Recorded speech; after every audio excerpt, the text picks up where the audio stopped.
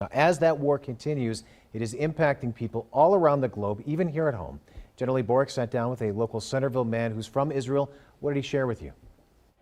Ehud Borovoy is an Israeli who lives here, but the only family he has here is his wife's.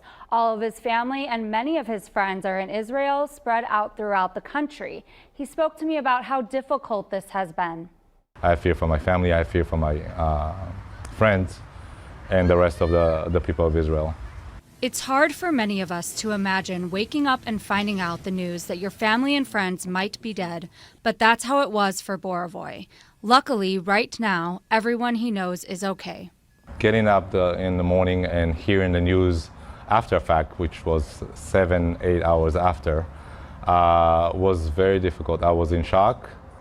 I had a lot of fear, nervousness because of the lack of information, and a lot of anger as well. He told me a lot of his anger was because he served in the military and he just couldn't understand how something like this could happen to this degree.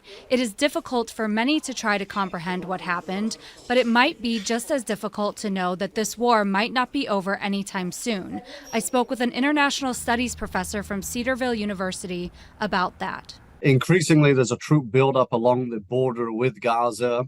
It's not a foregone conclusion that will be a ground invasion. There have also been declarations by a range of terrorist organizations in different countries pledging allegiance to Hamas. And Hamas has promised today as a day of rage against Israel and its supporters around the world. Many people have been called up to serve in the military. Even some of Borovoy's friends have been drafted. For a civilian, it is very, very frightening to be in that situation when somebody is coming into your home and try to, basically not try, but kills you and kill family members in front of your eyes and neighbors and people you loved and cared for and lived all your life next to them. He said no one he knows is planning to leave. They want to stay and fight, and historically, Professor Dur says people have gone back during conflicts to help. In those moments, Israelis flocked home to try and protect their homeland. And then the civilian element to it, a lot of people in northern Gaza are fleeing to southern Gaza. Egypt has opened its border to some degree, so some people can get out into Egypt.